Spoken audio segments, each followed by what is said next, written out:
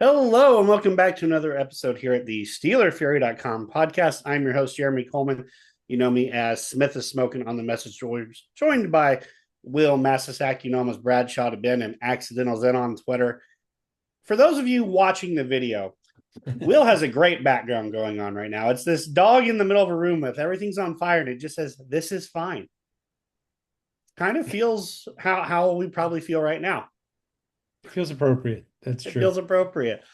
But yes, unfortunately, the Green Bay Packers came into Pittsburgh and denied Aaron Rodgers' his chance to beat all 32 teams in the NFL. He could not get his revenge victory against the Packers, so to say, and not to mention there are a lot of things that weren't really copacetic from this past game. Let's start to dive into some of those, Will. First thing, and it's kind of a sore subject, but man, our defense. I mean, good Lord in heaven, what are we doing out there, man? Oh, yeah. I was afraid you were going to bring this up. Um, How could I not bring this up? you know what I mean? It's just, you know, I think, anyway, mm, I hear that Mike Tomlin is not calling the plays, but I'm not sure that That it's too. calling the plays is really the issue. But here, I'll throw something at you, okay? Yeah. You want to know who before last week was the number one quarterback in the NFL at against the blitz? Any thoughts? Against the Blitz, Yeah, probably Jordan Love. might have Right? been Jordan Love. Yeah, exactly. Number one against the blitz of the NFL. So what did the Steelers do a lot of in the game against Green Bay? Wait, hold on. I have it. Did we blitz? Did we blitz? Yes, Yeah, we yeah, blitzed, didn't we? exactly. Okay, now granted, back up a step. I understand why they blitzed them. They blitzed them because they're edge rushers. They're rushing with four, with Cam Hayward with his big extension, with their number one draft pick, with two of the highest paid, well, the highest paid pair of edge rushers in the Edge league, rushers. and the Mhm. third highest now paid edge rusher. Actually, active during the game, he was the second highest paid in the league, TJ Watt, edge rusher. But they couldn't get pressure with those four guys, so they started blitzing. And it's like imagine how desperate you have to be to blitz a guy who's number one against the blitz, and that's what he's good at. Like it. So is it Jim? To quote the great FC, it's Jimmy's and Joe's. He would say, but even if it's Jimmy's and Joe's, your coaching still has to take advantage of whatever advantages you have. But I don't know. Here, I'll put it to you in a form of a question. Okay. How much effort do you think the Steelers put into things like technology, like AI or statistical predictions? Like their data people, are they listening to them at all in terms of trends and what the other team's going to do and what game plan they should have? Or do you think this is just all a gut feel from the coaching? Well, I mean, I think the technology they use are the ones that the NFL mandated just to make sure they're on the sidelines for the marketing stuff at this point.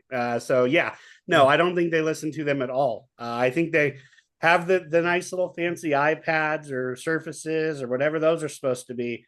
And Yeah. then I think that's it. Like my expectation beyond that is very incredibly low.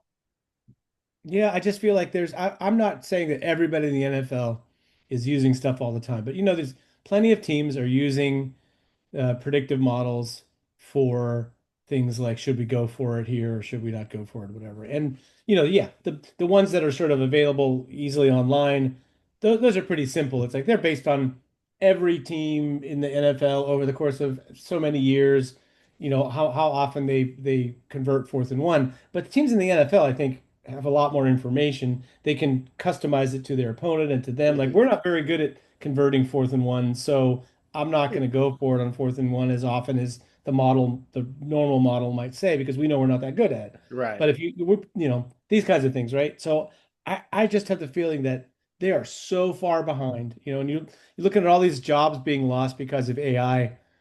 You probably, I'm not saying for sure, but you probably could do pretty good play calling with AI compared head to head to what the Steelers play calling on both sides of the football has been.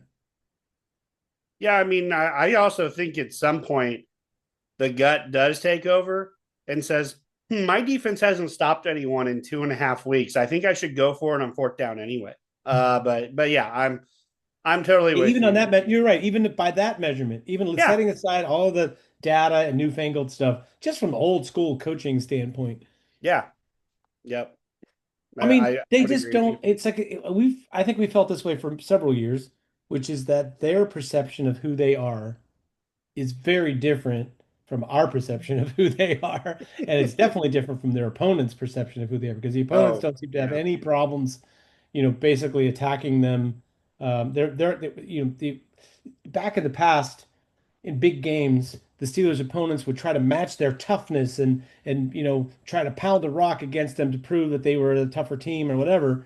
And now teams are like, yeah, you can play prehistoric football if you want, but Hmm. we're going to do this and this and this. And the Steelers are like surprised that teams aren't trying to punch them in the mouth. They're like, oh, let's throw the tight end wide open over and over again because it's just easy money.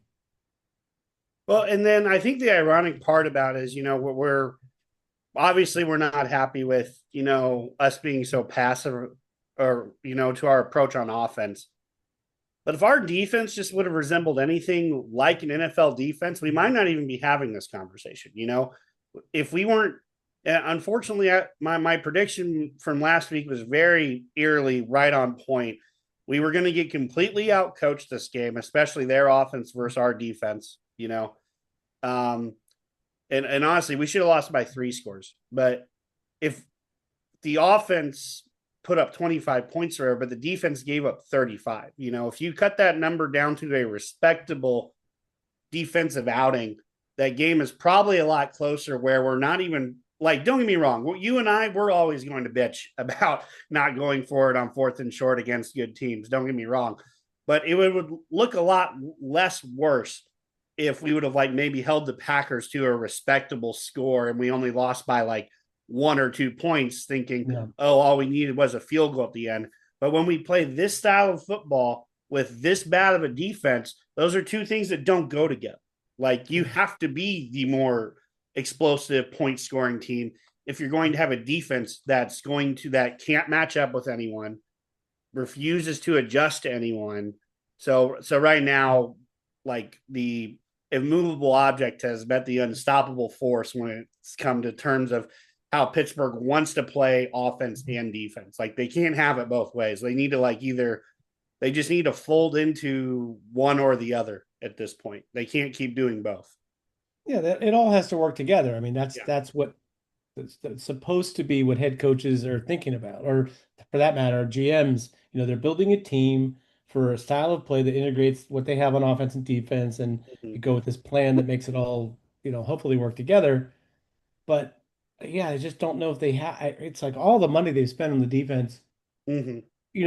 They would be bad even if they hadn't spent a bunch of money. But the fact that they've spent so much and invested heavily in this idea we're going to build this legendary defense, and for it to be this bad, considering that, it'd be one thing if they skimped on defense because they thought their quarterback was going to carry them or whatever, Mm-hmm. and then they weren't good. Fine, but to have the most expensive defense in the Right. land and not be able to cover just sort of basic stuff to solve basic problems that the other teams are continuing to throw at them. It reminds me a little bit of there was a sort of a period after the maybe I can't remember if it was after the 95 Super Bowl or after the 2005 Super Bowl. I think maybe that's what Mm-hmm. it was, where they had New England early in the season and New England like just spread them out and was like, we're not going to Yeah. let you rush all your guys against us. We're just going to like dink and dunk down the field and spread it out. And that was suddenly became the model for how to defeat the Steelers defense. Mm-hmm. And they, the Steelers have never actually adjusted since then to teams that want to do that to them. They don't have the capacity to win unless they get behind and they have to throw the football out of the pocket from normal formations and throw downfield. And if that's, if you can't force teams into doing that, and that's the only way you can win, it's tough. And I think that's more or less the only way they can win. They have to be able to stop the other team from running and get them in a position where they're behind and have to throw from the pocket, or with a scaredy cat quarterback that can't wait to get rid of it. Like that's their formula. But how many teams left on the schedule can they get away with that? You know? Yeah, not many, especially, we talked last week about this next 7 game stretch being absolutely brutal. And right now, you're just hoping the offense can keep up with the other offenses at this point, and we're going to talk about the Colts here, who have the most efficient offense since the turn of the century. We'll get into that here in a minute, but I still want to bitch about this game here for a minute. Yeah, I think we're still on that Yeah, train. we're still on that. But I mean, I think a lot of it is offensively, personnel wise, they got who they wanted to get, and it's actually worked out for the most part. It really has. Defensively, they have failed this team though, because they didn't adequately address the defensive line. Yes, you picked one guy in the first round and thought he was going to make all the difference. No, Cam Hayward's still old and half the man he used to be. We gave TJ Watt this huge mega extension that he has not lived up to at all.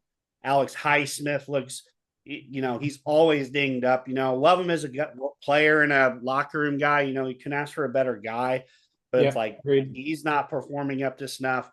I'll give him credit with the linebacking group. It's a young group. They actually can fly around and do stuff. But when you let blockers get up on them, these aren't the kind of guys that are going to do that. And then we put all of our money into an old and aging secondary. Darius Slay I think, is graded out as a bottom 5 worst cornerback in the league right now. Like, that's how horrifically bad he's been.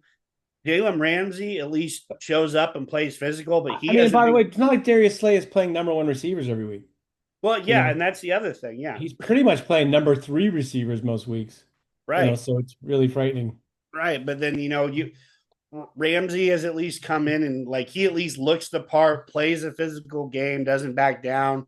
I'm not saying he's perfect by any means because he's still. I think he struggles with the back pedal now. I think he's old enough to where getting out of his back pedal is the biggest issue, and that's definitely the issue with Slay. He can't turn and go with anyone anymore. And honestly, Mhm. that's not Porter's big strength either. He is a bump and run type of guy. So if you play him off and expect him to close the distance, like what are we doing at this point? He's not a zone corner, and we keep dropping him into zone coverage, acting like he's going to make up the difference on these dig routes into the middle and stuff. It's No, like, no, man. guys, He's it's already he is off a and behind. he's actually been downright terrible in cover three and Yeah, when they're asked to play quarters on his side or whatever. Like that's just not his game at all. yeah. And you can see this thing you're talking about. You can see many examples of it of him. He's in the frame, but he's unable to come down from the safety position to like not let anything go over his head. He's unable to come down from that Mm-hmm. to cover stuff that's underneath it. And then his bump and run coverage has been, since he's been in the league, it's drawn the most penalties of any defender. So I'm not saying he's a bad player. I'm saying that, there should be some progression with this is this part of the game that you're good at. We need to clean it up a little bit, and you'll be fine doing that. And when we ask you on the limited number of occasions we ask you to do the other stuff, let's work on ways that we can help you get better at it. That should be the progression with him, but it kind of feels like he's the same player that he was when he came out. Yeah, like yeah. And honestly, the only like really resounding great spot on our defense has been the safety play for the most part. Like at least one Thornhill can keep up with people for the most part, come down and play the run effectively for the most part. Deshaun Elliott, best defender probably on the field right now for Pittsburgh. Well, he was. We got very lucky that that injury is not as bad as it seemed to be a week to Yeah, week although now thing. they're saying, although his ACL is intact, Uh-huh. there's still some question about if he'll be able to return this season. That was the latest. So Yeah. it's like he didn't tear his ACL, but I think there might have been, that's a pretty good knee Oh yeah. hyperextension. It looked bad when it happened. It looked I don't bad. I know. I don't thought know if the you've ever same thing. hyperextended your knee though. It's like it absolutely scares the daylights out of you because you are convinced that that's the end for your knee. And sometimes it's like your immediate reaction is everything. It's horrible. And then as time goes on, it's like, okay, really, I guess it isn't really as bad as I thought. And in this Mhm. case, they scanned it. So maybe it's more like, once it starts healing around the ACL, the other stuff that they'll have a better evaluation in a week or two. But yeah, I don't especially since they traded for another Alberta. safety. Yeah, I'm Yeah. sure you want to talk about that. So I'd say, especially since they did that, makes me feel like he's not coming back right away. Hmm. But anything else we want to quickly hit on from this Green Bay Packers game? Because I feel like Yeah, we could be here one thing, forever. two things about the offense. Yeah. One is this, the Steelers are fifth in EPA, so like the quality of each play on Hmm. offense, towards a good outcome, like it's kind of like the success rate of the plays, right? Hmm. But they are 25th in yards. And I think the difference is explosive plays. So, yeah, they're at what they're doing with the small ball, throw it to Jamie or to Jalen Warren in the flat and let him break a tackle almost every time. Uh, run the football behind, three extra offensive linemen. Like, okay, you can have some outcome with that, but it's just like it's small ball that doesn't all it takes is like a one fail at the wrong time in your drive and you're dead. That's the disadvantage of playing small ball or what we might call attrition football. And if they don't get the explosive plays, you see what the last couple of weeks were like. The defense didn't get turnovers, the offensive didn't get explosive plays.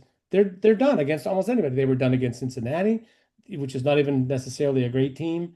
They were done against Green Bay, who's at least a good team, and now this week they play a great team. So those are trends that I don't think you can just wait for explosive plays to happen. I think you have to really functionally work at that. You can't just, throw it up to DK once in a while and see if something good happens, or let him catch and run. Like to this point, he's been number one in the league, I think, in yards gained after the catch.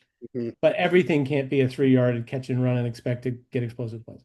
Second Out of, thing, yeah, oh, go go ahead. ahead. You first. You first talk about that, and I'll get to my second thing. Out of curiosity, what do you call an explosive play? Like, what is the definition of an explosive play? I think the way that the statistics are kept in the NFL, it's like 15-yard run Okay. play and a 20-yard pass play or something like that. Okay, no, that's fine. I was just curious or whatever because I couldn't remember off the top of my head what I, technically I'm not classifies. positive either. I think that's what I'm thinking anyway. Yeah, yeah. You So know, Roman Wilson would like to cash in his 2 checks for explosive plays this week. I want to give yeah, a quick shout out to Roman Wilson. That's what we've been waiting for, kid. Keep it up. yeah. But The here's the the big thing. one on the opening drive, and then the big touchdown, which you held on to long enough for them to call a touchdown. I mean, that was a tough catch and a great play to stay Yeah, on as long as you did. But nice job, Roman Wilson. Want to see more of it. Let's get no, get to dig your it. second The point. the first one was like to me the great part of it was the adjustment that he made in scramble drill, Mhm. and then also to the ball when it was in the air because that's that ball tracking in the air is a little underrated thing about wide It's receivers tough. that Yeah. when you're scouting them or when you're thinking about them as prospects that most people don't think about. But because, Mike Wallace was like so physically gifted that he could still succeed despite the fact that he was a terrible ball tracker. I mean, like he seemed to be like ball would be thrown in his vicinity on a deep ball, but if it wasn't right in his circle of trust, it wasn't like he wasn't adjusting his route to get to it. Whereas a good route runner or a good ball adjuster on a deep ball can make a horrible deep ball thrower look pretty good. Hmm. But I think, what does concern me about Roman Wilson is, my take on him as a prospect coming out was that Michigan made a lot of plans with him. They schemed him ways to get open by giving him putting him in motion at the snap, even just a couple of steps to get sort of a head start and always get him matched up against a slower defender and give him a lot of room to cross the field with a slower defender chasing him and be wide open and with his Right. speed. These are the tools that he has. He's great at. And he catches the ball. He's dependable. But the Steelers offense is just not really an offense that's creating anything. It's Hmm. like you got to get out there and maybe something breaks down and you get open. They don't cover you. See Pat Freiermuth against Cincinnati, Hmm. or you get lost somehow behind the defense and on a scramble drill like he did. So it's like I mean I'll take the contributions any way he can, and he made a very nice play on that. So I'm not taking it away from him. I'm only saying the stuff that you can duplicate are the things where you give him some looks, give him a chance at some looks to get open using the skills that he has versus plugging him into some role that may or may not work for him. Hmm. So yeah, I think most of the problem I think with his career to this point with the Steelers is that they just don't really ever do anything for receivers that suits their skill set unless that skill set is, win 50-50 balls on the sideline, or catch and run with a football. Like Roman Wilson's not really a catch and run guy. He's really fast and kind of quick, but not really elusive. Um, so, it's like he doesn't necessarily fit either of those things. He's not a guy you're gonna catch, out ball out in the flat and turn it into a punt return. And he's not gonna just let him run deep and fight for 50-50 balls on the sideline. And that's what they want people to do in this offense. That and Yeah, block. He threw a couple good blocks. I was impressed with his contribution, but it's just until they get a different coaching setup and different coaching mentality with offense, I can't see it being super repeatable. But I hope to be wrong. Contributed last week. We did great. sure. Um, and then what was your second point? Second thing is this is a bit more concerning to me. The Aaron Rodgers, and this will be my last thing about this week's game, but it's just something to keep in mind going forward. The main knock on Aaron Rodgers last year, and I think also 2 years before that in Green Bay, was that he was really reluctant to take a hit and to make a play. And earlier this season, he was making a lot of plays with, facing down the rush and whatever.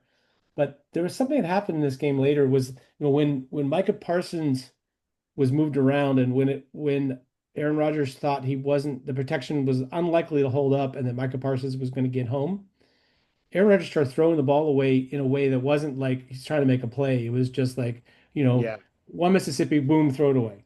So it was like it harkened back a little bit to that.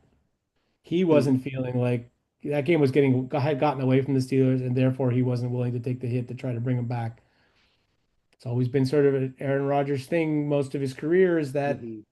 they get behind late in games. He's not really the guy to just like do whatever it takes, risk throwing an interception or take a big hit. So I hope that that was just a sort of a reaction to however he was feeling about Micah Parsons, because not every team has Micah Parsons, but it just concerned me. I don't know if you noticed anything like that. I can't say I did because I had a few people over to watch the game, so probably wasn't watching this game as closely as I have in the past, on some of those types of things. But Yeah. yeah, obviously, we're both very disappointed with how we played. I didn't pick up on that, but if you said it, I'm sure I it's just mean it right. just was one of those, it just looked a little bit to me like he was just playing slightly, I won't say afraid, but like Hmm. more worried about the pass rush than he would be in most situations that we've seen him. Gotcha. Well, I think it's safe that we've kind of delved pretty far into the past mess. Let's try to move forward a little bit. And, Let's and get with to the that new said, mess. yeah, the new mess. Well, and unfortunately, there's quite a mess that the Steelers are going to have to figure out here because they ended up losing quite a few players from this past game. We've already talked about the Deshaun Elliott injury, where we've traded for Kyle Duggar for the Patriots, basically a late round pick swap. They're getting our sixth, and we're getting their seventh, and Duggar. One, I like Duggar a lot when he was coming out. Very big, aggressive safety who can definitely. I think he can kind of do a little bit of what Elliott did. I don't know if he'll do it as well, obviously, but I always like the player and the profile and the athleticism. So signed Derek Frost, former Washington safety, who was almost out of football last year because of an injury from the prior season. So um, he's a guy I kind of liked in the draft. Yeah. But so maybe he's on the practice squad and just not the 53, but would be interesting to see if he can contribute at all. Um, and then let's get back to the injury front. The other big one, Isaac Sayamalu with a pec injury, so he's going to be out for the foreseeable future. I don't know how severe that is. He's had some pec issues in the past, even when he's been on the Steelers, where he's been out like a month or so. So I don't know how long he'll be out. They haven't really Yeah. disclosed anything. Our good friend from Pit with Love, who works, NFL adjacent in Mm-hmm. medical, he usually has a pretty good take on it. He thought that it might be very long term. So I mean, you never I was really kind of know. bracing for that. So Yeah, pecs are weird. It's like, I mean, I would think if you're a wide receiver or a tight end that you might be able to get away with that being less than 100%. But I think mhm. for interior lineman, man, that's pretty rough. Yeah, and honestly, he was already our worst lineman. Yeah. like, Well, and also the problem isn't replacing him. The problem is that they have become very dependent. You know, like when people start taking opiates, and it's like the first time they do it, they have like, half of something, half a dose, and it's crazy. But then as they go on, they just need it more and more and more. Before you mhm, know it, they're taking a whole pharmacy, right? The Steelers have become dependent like that on the extra offensive linemen yeah, in the run game. So I'm not even sure what their run game looks like without an extra offensive lineman on the yeah, field. that was definitely So something I was going to bring up if you didn't. yeah, It just might I mean, it's one not thing be to a put jumbo package. No. sure, like putting Spencer Anderson, who I assume will be the replacement at left Mhm. guard. That's that makes perfect sense to me. That's going to be fine. He's not that big of a drop off probably in terms Mhm. of play on the field. Siamalu is a pretty good leader, I think, on the team, but in terms of playing, that should be okay. But I don't, are they still going to try to stick with this extra offensive lineman with a different lineman who's never done it? Like, you got me, man. Like, what is the backup plan for all of that? I don't know.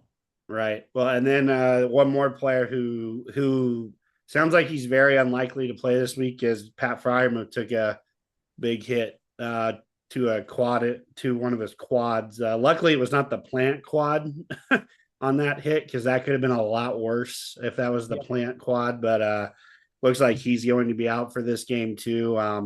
Litany of do not practices or well DMPs today for the Steelers. And honestly, almost everyone on the Colts list did not practice today at all.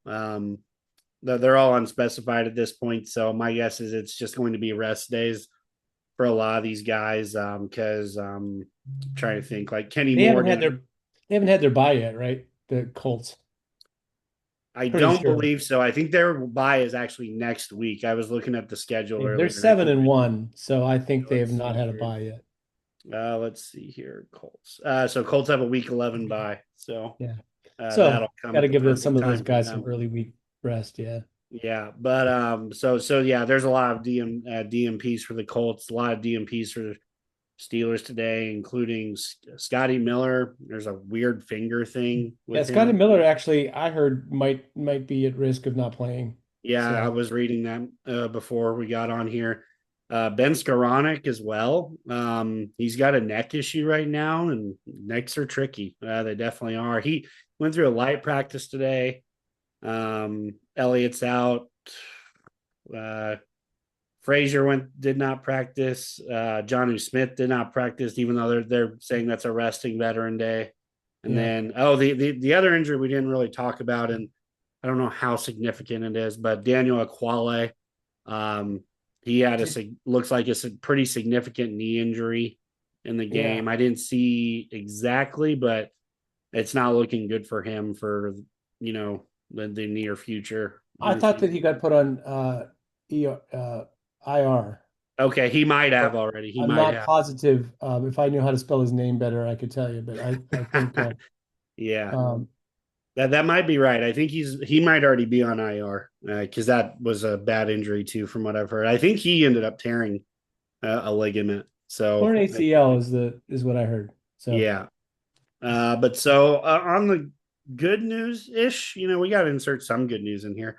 Will Howard went through a full practice today, so it's good hey, for the rookie quarterback to start getting reps again, I guess. did Corey Trice get a full practice? Corey Trice went through a full practice, and then Malik Wow. Harrison did as well. Wow. Yeah, so we'll Well, see. I mean, I think the Deshaun Elliott thing is a big deal.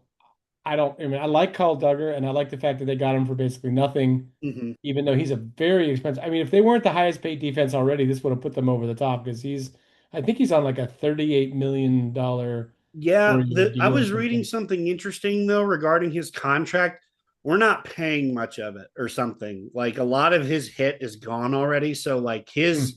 his what Pittsburgh is paying is like almost nothing compared to what the Patriots have already paid him or whatever. So like we're on the low end of but I hear you. I hear you that his initial contract would have sent us surging. Yeah, right, exactly. Yeah, I mean, I think the Deshaun Elliott thing will be a big loss. I feel like he's been the most consistent performer they've had for both last year and this year, I thought. And so that's a big deal. And and at least until Kyle Duggar is really ready to contribute fully, probably going to see more of the kid from Jude Peppers, Yeah, um, and the one that was at with Baltimore. I'm sorry, I'm facing right now, the Chuck safety. Clark. Yeah, and Chuck Clark. Yep. Chuck Clark, I think, has been Oof, not great. kind of Chuck Clark. Like I don't think there's Yeah. that much. I'm not saying he's fallen off a cliff. I think this is kind of who he is. Hmm. He's pretty good as a box safety, but anytime he's presented with a coverage Yeah. situation where he has to cover somebody athletic, it's hard for him. Not really his Hmm. game. So yes, having Duggar will eventually help that situation, but I don't really want to see too much Peppers or nor Clark in the game. But I think we're going to get quite a bit of that. But other than that, that's pretty obvious. The other one that's less obvious, but it's kind of a problem, is Skowronek because Skowronek's like your plays every special teams Hmm. unit and has made a lot of contributions Yeah. on offense in terms of as a blocker. So I do think, especially, you're down a tight end probably with Firemouth, and you are down and up the extra offensive lineman blocker, and you're down Skowronek. There a lot of stuff that they it may not seem to be that exciting, but it's a lot Hmm. of stuff they like to do. That's like their Yeah. core offense. A lot of their core offense and a lot of their core special teams is hurt by losing Skoranek. So I thought part of the reason they wanted to sign MVS was for special teams because I think he's a gunner. But they didn't sign him, right? Yeah, no, it doesn't sound like he will sign until after the Colts game. That seems to be his window. If he is going to sign, that is when he will sign. So I found that very interesting because, of course, all the reports were, right away jumped on he's going to be signing, and then I think it was Jordan Schultz had to walk some stuff back and was like, well, he's not signing. The window for him to sign is next week. Yeah. So we'll see there. But Yeah.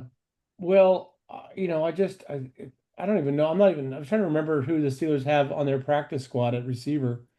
yeah, let's see. Well, so We might see some I Keyshawn Williams, was about to say on the Keshaun offense. Williams is on the roster now. I think he's Oh yeah, he's been returning kicks, so I think they must. yeah. I mean, like He's up every if he week, was so on the yeah, squad, he's been elevated more than enough games to where he's got to be on the 53 here.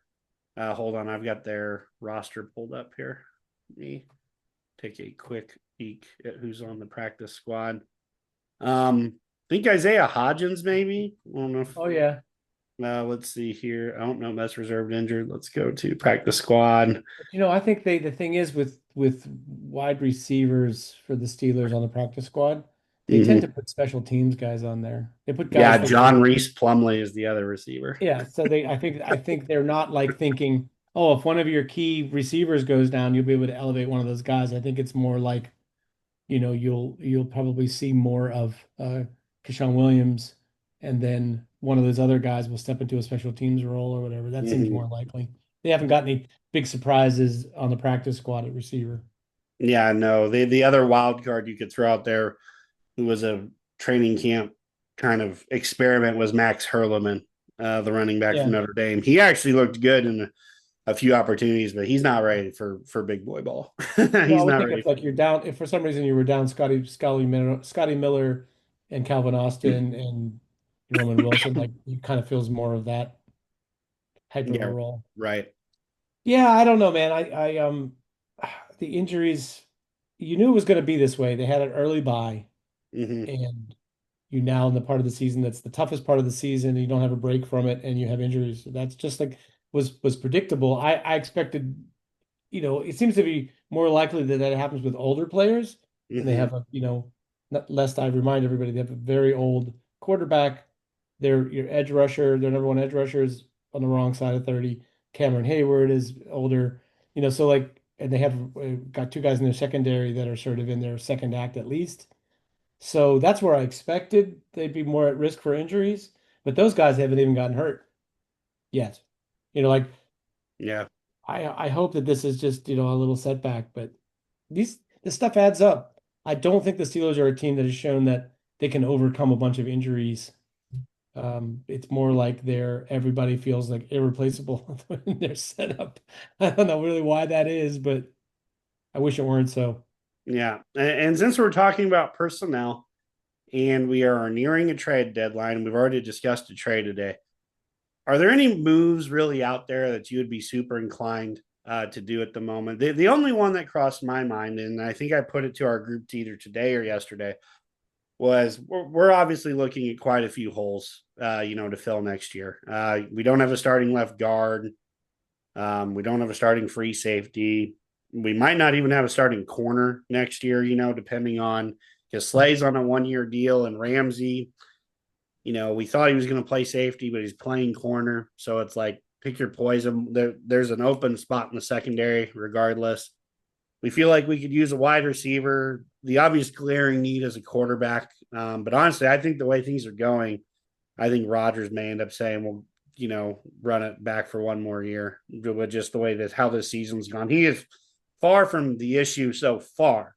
Not Right. saying Well, I that could won't just feel like change. it's just I don't want to really make any predictions or thoughts on what I would like Aaron Rodgers to do for next year Right. until I see the whole season because Sure.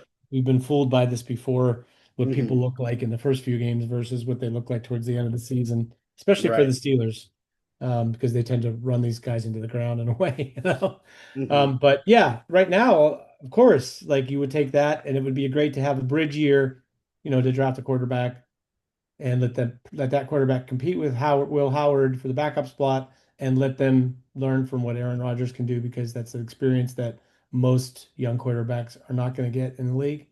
So I Mm-hmm. think there's probably a lot to be gained from that sort of scenario.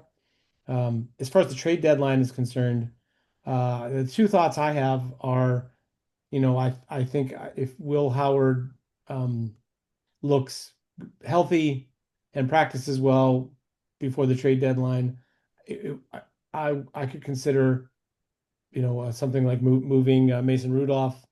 If you could get something in return for Mason Rudolph that can help you this Mm-hmm. year more, and I would even say, if you could trade Alex Highsmith for a quality interior defensive lineman or cornerback, like those two guys, if what you can get in return for them is something that is a difference maker on defense because of what the problems have been on defense more than offense. I think they can get by with their offensive game with the receivers they have. It's not great. And Mm-hmm. yeah, I would love to have a route runner or a possession receiver to put on the opposite side of DK, but they seem disinclined to use that anyway. I feel like Mm-hmm. if they got a receiver, they might not even use it very much like what happened Yeah. last year. But the thing about moving Highsmith is it moves Herbig into a starting role, and I think he's given you more. Like right now, they only played Herbig like I think the last 2 weeks less than 20% of the snaps. Mm-hmm. So you just can't have it's not sustainable to have a situation where TJ Watt is taking 90% of the snaps and Herbig is taking 18. Like Right. that's not really helping anybody, especially that TJ doesn't really look healthy 100%. And Highsmith, I'm not sure. You never know. With him, same thing.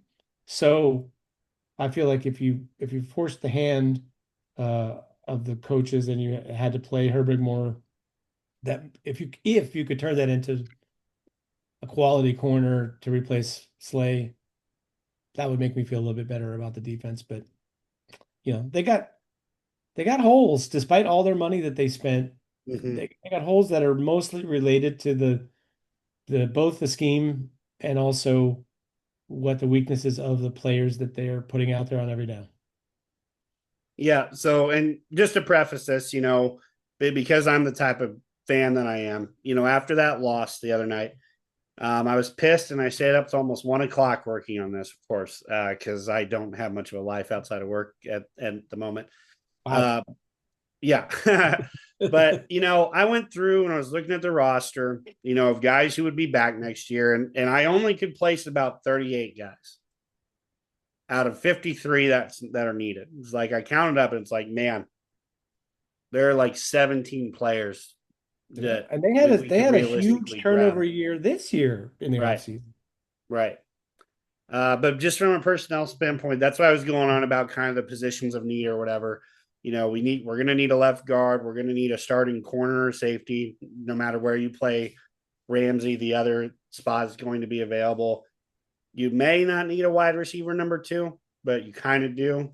In my opinion, I think all of us agree that we need more talent in the wide receiver room, even with how this offense is currently running constructed. Yeah. Potentially a quarterback. So there's like four glaring holes. And the reason I bring it up is there's a team right now, they've already fired their head coach. They're fire sailing just about everyone. The Tennessee Titans have a guy by the name of Peter Skoronski. And I don't know if I posed this in the group today or yesterday, but if you went to the Titans and could get Skoronski for a second round pick, wouldn't you do that, knowing that you're going to need to draft a starting left guard next year? I don't know how many years are left on his contract. What are the details? He will have 2 years. He will have 1 year and the option year. Yeah, because I do think that it's not such a slam dunk, that Sure. I would immediately say to do that.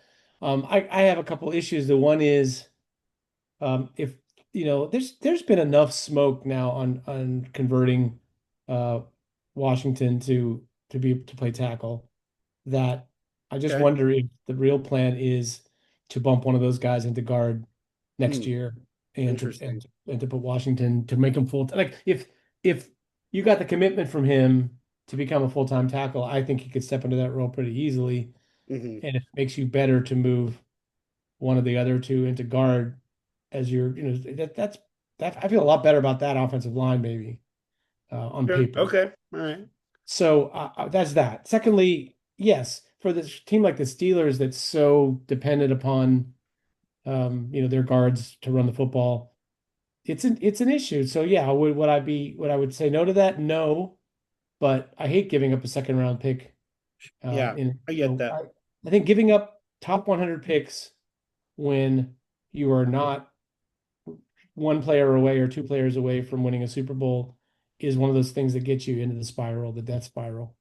I like the player, and I would like him to play for the Steelers. That sounds great, but I think until you are closer, I just don't have the sense that they're that close. Maybe they'll prove us wrong and they'll get it together the Mhm. rest of the season, and the veterans will come out to play, late in the year in the playoffs, and then we'll be feeling differently about. We should have made that deal for Skronsky. Mhm. But I kind of feel like guards could be had because a lot of college tackles this year, especially, are being projected as guards in the NFL for whatever Yeah, reason. So I kind that's of feel very like true. there's more of those guys than there are, guys like who Darnell Washington, who has shown himself as an edge pass protector to be unbelievable, really. Yeah, Um, you very know, good. yeah, I mean he's playing like elite edge rushers one on one and pass protection, and you can get away with that with him. So I don't know that he wants to do that, and maybe he would view that as a sort of like a demotion, but I do think all they have to do is show him the salaries that left tackles Oh yeah. make on their second contract compared to tight ends, and he might be fine with it. Anyway, that's neither here nor there. You So know, in general though, you would not like look to do any like big time trading for anyone really at this point, just because of where we view the Steelers as being more than a player away. Because like the Jets are up, going to be in the same situation. A look, it's like we all. By the way, thank you very much, Jets, for putting beating the Fields back in. Yeah, good for for us. beating the Bengals. That was very good for us. But it's also going to be great when I see my brother and sister-in-law again, because before that game started, I texted them, if you all lose to the Jets, you guys have to pick a new team or whatever. So I have not sent or said anything back to them yet, but boy, that Yeah. put a big smile on my face. Well, what I was thinking, the other That plus game. is that Justin Fields played well enough to now be the starter next week, and I think a Right. couple more starts, we're going to get that comp pick. So that's That's all I'm true. really looking That's for. honestly we need to keep rooting for the Jets just to keep that comp pick high. And I did notice that Jackson Dart seems to have dropped off his early pace as well. So there's still time for Russ Wilson to get back in there too. True. Um, I don't know, man. Like I don't envy the Steelers rebuild that's coming because they never really want to commit to it. So Mm-hmm. like you're gonna get like a half 1 foot in, 1 foot out rebuild again. And until you really know what the quarterback situation is, beyond 1 year. It's like, okay, if Aaron Rodgers continues to play really well and you think he wants to come back for one more year, and we know now this is it. Aaron Rodgers says before the season, I'm playing one more year and I'm going out on top. And the Steelers are like, we're gonna do everything to fix our hold. We're gonna get a Mhm. new defensive coordinator, and we're gonna load up on receivers, and we're gonna do everything we can, for 2026. Yeah. That's not a formula that's been proven to work very well in the NFL. Mhm. But okay, we're going to give it a shot. I just don't want to use a bunch of draft picks to do that. That's the difference. That's The fair. difference in the Yeah. Skoronski deal is the draft pick. Yeah. Bring getting trading an asset for an asset. I'm way more into that kind of a deal right now. That makes more sense to me based on what they have to work with Mhm. and what the future is like, because you can always move that asset or cut them or do whatever and take the hit. But the building your team, I think you really need not only need the draft picks, but you got to hit on them. Yeah. Yeah. Yeah. You got to hit on them like a hot chick at the fraternity party. I mean, you got to really hit Yeah. I love that analogy. That's great. But okay, well let's start looking ahead at the Colts here. Boy, does our defense have a tall task to defend this game. And starting off with a guy who should be in the MVP race, but for some reason no one's talking about it. Jonathan Taylor has been resurgent, believe it or not, with a quarterback that can do stuff in that offense, and Daniel Jones, which ironically, funny enough, is besting him for MVP odds at the moment. So we'll see if that continues down the road or whatever. But Jonathan Taylor is going to give our defense fits. He is just looked amazing this year. Like he has refound himself. That's how good he is. And the funny thing is we've wrote him off, probably last few years because of how bad the quarterback play has been in Indianapolis. And look, all of a them. sudden what happens when you have a quarterback that can excels off play action. I mean, Daniel Jones plays great off play action. That's probably the best part of his game is how good he and deadly he is off the play action game. But then just the overall offensive line this week, we are going to have a real issue stopping the run this week. If we've had issues, like I know we've been committing more to it, and like the charge, for the last week and a half is defend the run, defend the run, defend the run. It'll be very interesting to see if we can do that this week. So, what's something else we need to look out for, Will, when it comes to this? Well, I mean, I think the coaching matchup is a matchup that I would like to Mm-hmm. highlight this week, because Again, yeah, if anybody tells you that some other head coach is prime candidate to be coach of the year other than Shane Steichen, they haven't been paying attention. And right, maybe this all falls away over the course of the rest of the season and is premature. But like at the halfway mark, kudos. Like I feel like yeah, they have he has pressed all the right buttons. It's the right mixture of aggressiveness and paying attention to what other teams are doing and game planning scheme. Like everything they're doing right now is working. And if you can make Daniel Jones look like a hot commodity, um, more power to you, right? So I think that is something to look, how will the Colts just come in like, hey, we're 7-1. We're just gonna beat whoever shows up to play against us, or don't you think they're gonna come in and be specifically targeting stuff with the Steelers that they've seen on tape, this season? Because the Steelers are giving you a lot of stuff to look at and a lot of options. And I feel like Indianapolis is a team that likes to cater to those weaknesses. They will attack you where it hurts. yeah. And kind of on the flip side of that, I actually expect the Steelers' offense to look. I don't know if I think they'll be on par for what we've seen. The Colts defense really has not been that great this year. It's their offense that has looked amazing. But they have, they've given up runs, they've given up passes. They are not great on defense by any means. So it'll be interesting with what we see from our offense, because we touched on Spencer Anderson, going to be replacing Sam Malu. Does that get rid of our big package and running downs?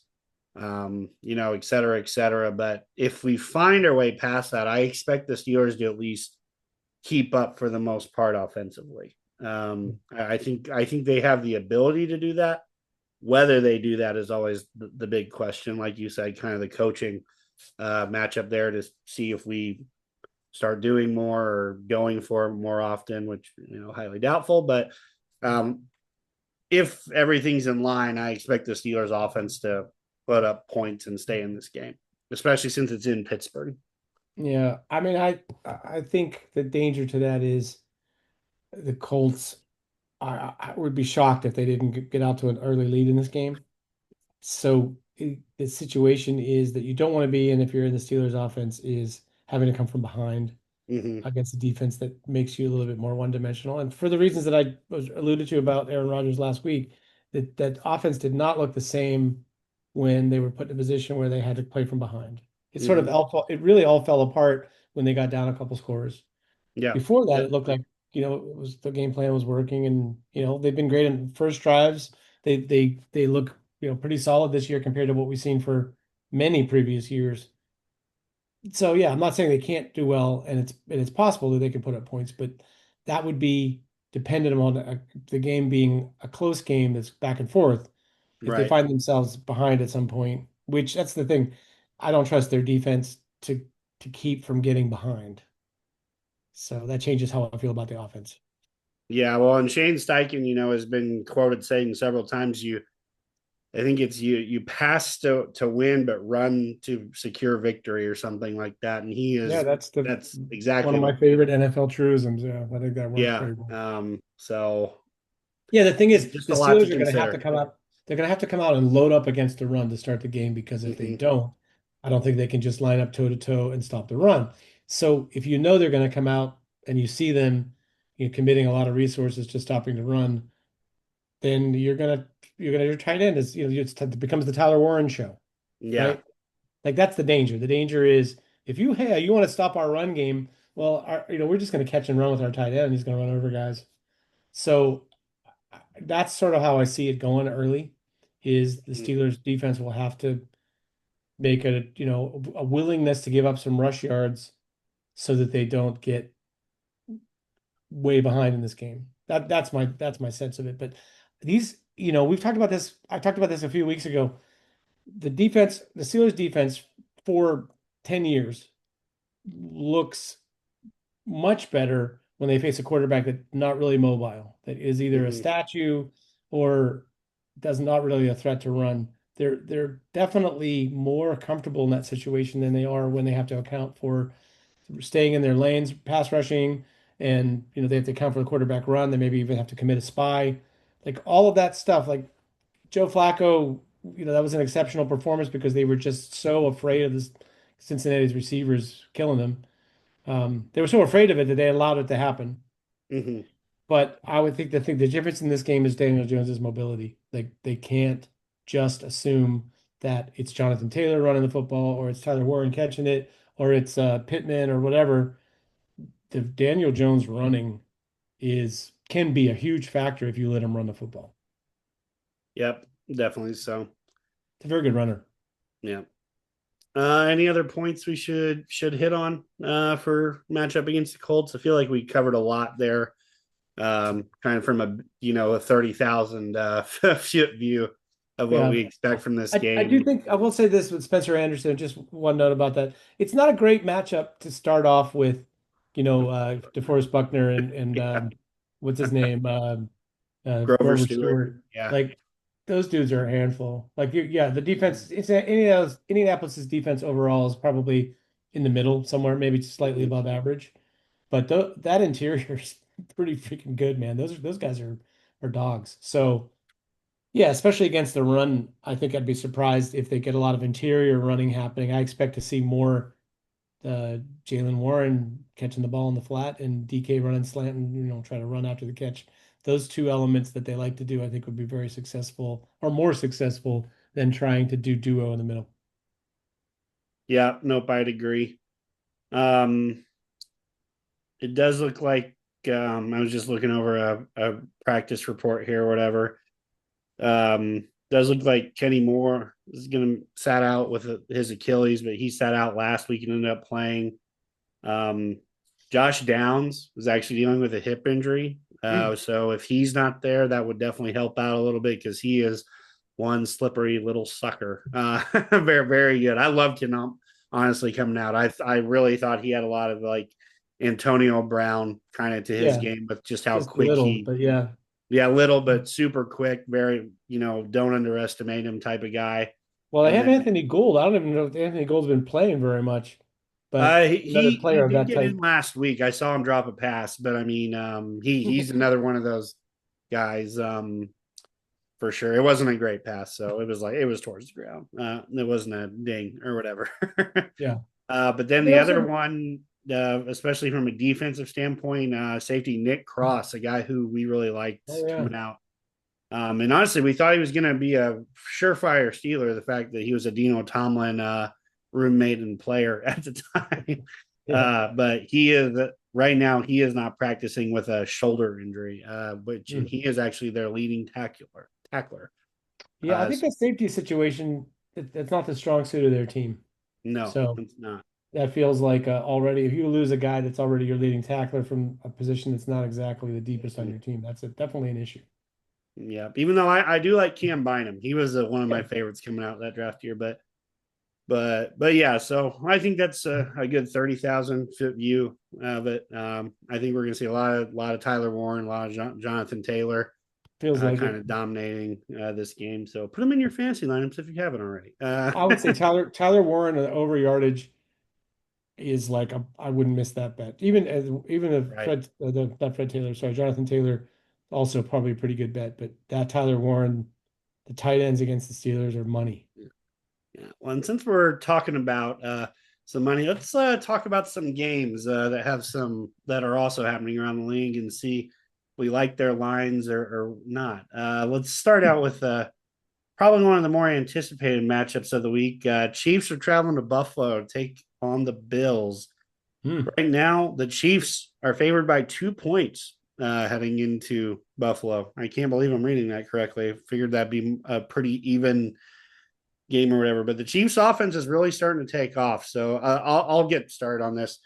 They're starting to look like the Chiefs of like past years, like of how things are woven together. They're Yeah. incorporating the deep ball again. Travis Kelce is starting to look more like his old self rather than the player we saw last year for part of the year. They're getting back to their explosive plays. They're playing a lot better on offense, and they still have one of the best coached defenses in the league with Steve Spagnuolo. Doesn't matter what pieces he has there, he finds guys that fit what he wants to do, and they play incredibly well. I mean, like how Mike Dana, they've been drafting guys to try to replace him for the last 3 years, and he is like still start like out there from like 50% of the snaps, and he's making big time plays every week. That they've drafted Anzariki, whatever, from Kansas State, Wansa or whatever, that guy. He hasn't really developed. They've drafted guys to try to. They've been trying. Yeah. They've been trying, but Mike Dana will just not go away. But it just feels like they have a lot of those types of guys on that defense. They have their big names, obviously, the Chris Joneses of the world, a George Karlaftis, a Nick Bolton, a Trent McDuffie. But other than that, not a ton of like big names, but guys that fit that brand of football. So I like the Chiefs to go into Buffalo and win this game. I just think they've kind of have developed this edge after starting out. I think they started out 0-2 or 0-3 even. I just feel like they're on the up and up, and I like the Chiefs here. What do you think, Bo? Yeah, I think the Bills got off to a hot start, kind of, but Mm-hmm. it does sort of lately feel like they're in a little bit of a lull. And of course, Mm-hmm. an opponent like the Chiefs will bring out the best in them. That's you want it. True. If your coach says to you, "Hey, you're sort of sagging, but we need to get it together because the Chiefs are coming to town." Maybe that it kicks them in the ass a little bit, and they come back to life. But I think it's more likely to get more humbled by the Chiefs and have that be sort of the spark that turns you around. How do how are we going to deal with this? How are we going to react to it? But no, tough task going into Buffalo. That's a tough stadium to play in. Never know what the weather is going to give you there. But I think the Chiefs are, they're starting to roll a little bit, and they also, they're both of these teams really need a win. Like it's going to be a very contested game. I wouldn't be surprised if it's another shootout type game. Bills these days are a little bit too dependent on Josh Allen, the Josh Allen show. And, not that Kansas City has a great matchup on defense to spy him or try to take him, off his game. But I think the Chiefs just have a little bit more diversity in their offense. And, you know, if you want to beat Josh Allen, at least you have Patrick Mahomes. I mean, ho hum. True, true. I will say this: it does look like the Chiefs are going to be without Pacheco here for a few weeks, but Kareem Hunt honestly has been owning that timeshare to begin with. Thanks a They'll lot. bring some guy, they'll bring another guy in that you like barely heard of, Right. and he'll Yeah. be like a great number two for them. That's how it goes. Right. Yeah, Pacheco's been great for my fantasy team this year. Thanks a lot. But Sorry. let's move on to another good one that I think will be out there. The Seahawks are traveling to Washington to take on the Commanders. I think Seattle's coming off their bye. So they should be ready for this one. It'll also be interesting to see whether Jaden Daniels is playing or not, because I think that'll be the ho hum. But for this, we're going to assume that they are, just for shits and giggles, because it wouldn't be much fun to predict this with Mariota starting. Uh, No. I like the Seahawks here. I think quietly the Seahawks are one of the better teams in the NFL this year. They just seem to have it figured out. And kudos to Mike McDonald out there. I think a lot of people at the time weren't so sure about that hire. It felt like during that coaching cycle, it seemed like there were some other big names that ended up going other places, and they took McDonald. But he has quietly morphed that defense into a extremely strong unit. But then the offense under Sam Darnold has just been flat out awesome. Yeah. So boy, if only Pittsburgh maybe could have got in on the Sam Darnold action. But it wouldn't matter because we'd still be stuck running this stupid offense of ours. So, but Yeah. anyway, sorry. The Seahawks are favored by 3. I like them to win and cover, even if Daniels is playing. Yeah, I like that as well. I think coming off the bye will be a good test a good test to see how they've addressed some of the issues that they had. But I kind of feel like, Seattle's a head coach is a guy that, developed game plans against guys like Daniels Mm-hmm. before, and probably coming out with a whole bye week to focus on it. They will, even if he comes back and plays, they're not going to have. It's not going to be a big return to action week for him.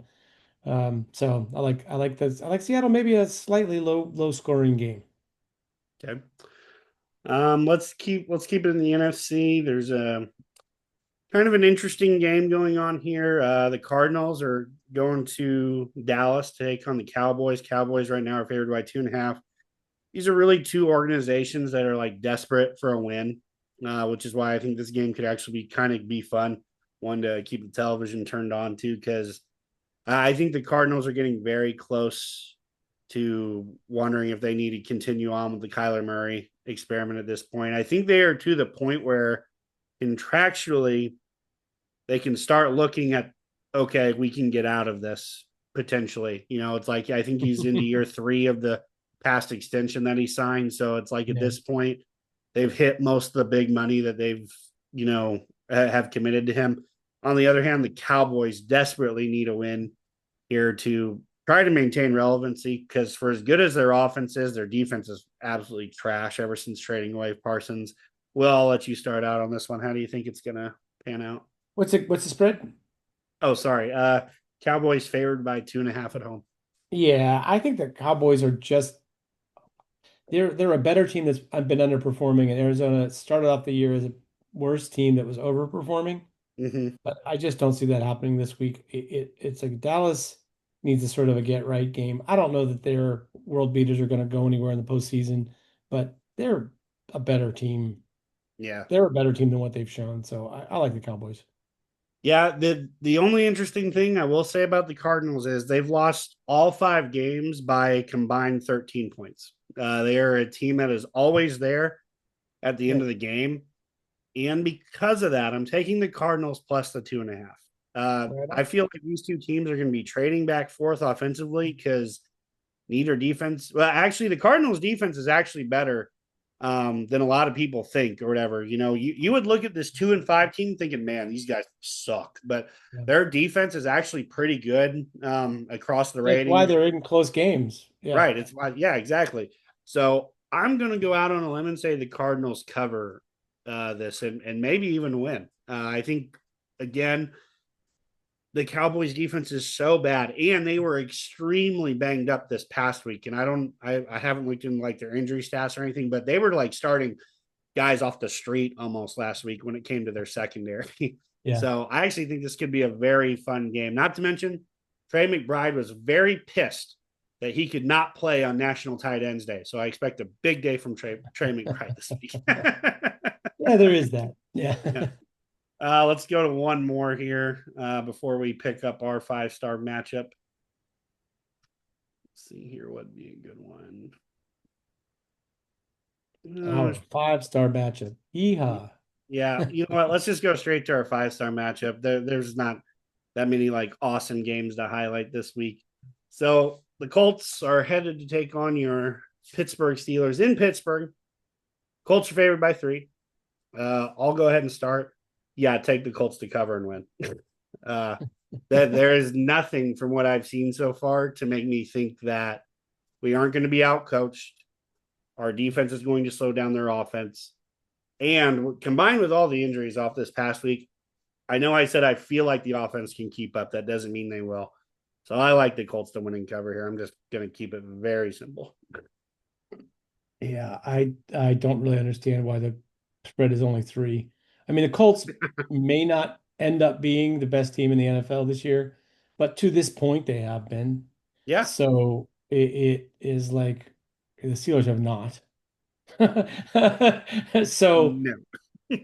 yes, I mean, last week I made the argument that it's Sunday Night Football and they're at home and they're coming off a bad game. They're going to give us like their best game of the year. So that's what worries me about this matchup. It makes me Yeah. think, well, the Green Bay game felt way more winnable Sunday night against the team that, was up and down a little Yeah. bit. Mm-hmm. So, and also what the Colts are good at on offense is stuff that will be troublesome for the Steelers. That Mm-hmm. good running back and tight end thing. You saw what happened in Baltimore in the playoffs last year. Yeah. That's what we're with a mobile quarterback. You've got elements. They're different. They're each different, but you've got elements of that same kind of formula, and that seems to be a very bad matchup for the Steelers. So I'm gonna say, you said Colts to win and cover? Did you give us a score? Oh, you're right. I was about ready to say, no, you were heading that direction. I didn't give us a score. I'm going to go pretty close to my prediction from last week. I think it's going to be like a 34-20 type of game again. I think it'll be Pittsburgh tacks on a late score to make it look more competitive than it might have been. That's just kind of how I'm feeling. I will say I don't feel like the Colts have like a great wide receiving core, but it's like the perfect mold of a bunch of guys that make that team so difficult. Because like from a secondary standpoint, just corners perspective, we should be able to match up with them, but I don't know if we will. That's what I keep defaulting there's a to. hidden thing here. I don't think you can play a lot of. It's not as easy to play a bunch of man coverage with a team that has a running back like Jonathan Taylor. And the Mhm. reason is much like quarterbacks can scramble versus man-to-man coverage, Yeah, you're if you are locked up in man-to-man coverage, especially for, spread out across the field or whatever, and Jonathan Taylor hits a hole, you're not catching him, right? So you've got right. fewer guys that have angles to be able to get that guy. So yeah, that's a concern to me. And if they have to play soft because of the run game and they don't want Daniel Jones to scramble, they have to play zone. I think the Steelers have shown that they're just not a very good zone team. The Mhm. linebackers don't play well in zone. The corners that they have accumulated on the roster are not really zone guys. No, they're not. Really, Deshaun Elliott was the only guy that looked kind of more comfortable in zone, I would say. So you don't have him. I think that would be the Colts' goal is to get the Steelers to get out of man coverage as quickly as possible. Yeah, So that quarterback run thing is going to be a thing this week, I think. So anyway, I feel like it's you know, that sort of late garbage time score sort of got the Steelers to 25 last week. I don't think they yeah, really earned that 25 straight up, and I feel like the also that the uh, Green Bay took their foot off the gas a little bit. Even as big a second half as they had, I thought those last couple of drives they weren't really trying to drive it in the end zone. They were trying to Right. kill the clock. So I don't know. The Colts are probably capable of scoring more than this, but I will call it 31-23 Indianapolis. Okay. That's still by NFL standards a big win.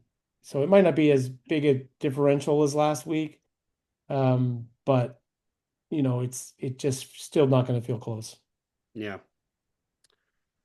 I'm sorry Well, because you know, I mean, the most fun to talk about when they're so bad because we have plenty to talk about. When they're really good, it's also plenty to talk about. It's sort of when they're in the middle that it's blah.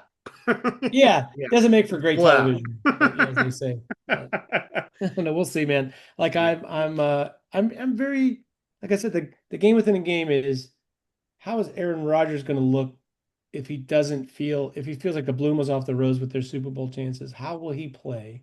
Hmm. I don't see him as being the guy that's like, I'm going to carry the team on my back to the Super Bowl. Yeah. So I'm interested to see what he'll look like with a depleted team against an opponent that gets out in front of them. Like, are they going to have enough fight as Cam Hayward and others said on the defense that they don't feel like the defense has enough fight? Will the offense have enough fight in that situation? That's my Right. last thought. Well, thank you all for joining us here for another episode of the SteelerFury.com podcast. I'm your host, Jeremy Kohlman. You know me as Smith is Smoking on the Message Boards, joined by Will Masisak. The uplifting Pittsburgh Steelers show here at the Yeah, I was about to say this. That's the Uplifting. positive Steelers show. You know him as Bradshaw to been an accidental then. Hopefully, we can put out some fires this week and actually pull out a win. That'd be great. Obviously, this would be the type of win to kind of get us back on course. We're beating a 7-1, Colts team that has the best record in the NFL. If you would have told me that at the beginning of the year with Daniel Jones, I said, "Yeah, right, son." Yeah. But they're just playing awesome right now. So I hope we're both wrong, and hopefully we get to talk about a Steelers victory next week. So here we go, Steelers. Here we go, kids.